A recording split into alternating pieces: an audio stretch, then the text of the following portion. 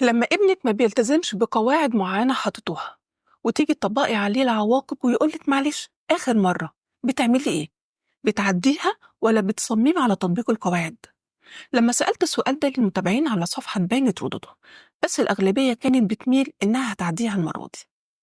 بس انتوا لو فضلتوا تعدوا عواقب عدم الالتزام بالقواعد هيفضلوا ما يلتزموش، ولو كل حاجة حطيتوا ليها قواعد وعواقب هيتخنقوا ويتمردوا. طب والحل؟ الحل في التوازن. إزاي؟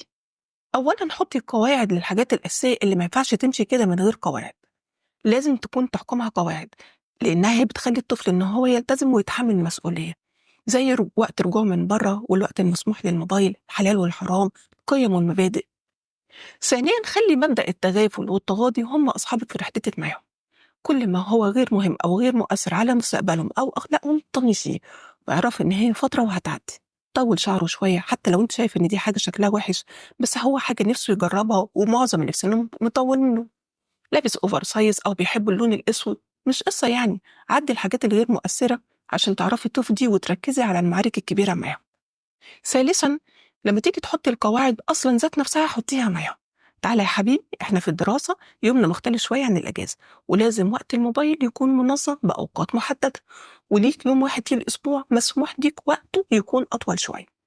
طول الأسبوع تحب تاخد بريك واحد طويل في النص، ولا تحب تاخد بريك صغير بعد كل نص ساعة مذاكرة؟ لما بنحط القواعد معاهم بيكون أسهل فيهم إن هم يتعاونوا معانا، لأنهم حاسين إن هي مش مفروض عليهم، وإن هم كمان ليهم رأي في حياتهم، ودي حاجة بتفرق جدا خصوصا مع المراهقين. وكمان لما بنحط قواعد معاهم لازم كمان نحط العواقب. انت هتاخد بريك، لو ما التزمتش بمجرد ما البريك يخلص هنعمل ايه؟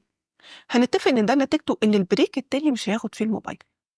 طيب وقت التنفيذ الفعلي هنفكره قبل نهاية البريك ان باقي مثلا 5 دقايق والبريك يخلص، هنطلب منه ان هو يقفل الموبايل لما الوقت يخلص. طب لو رفض هنفكره بهدوء بعواقب الرفض.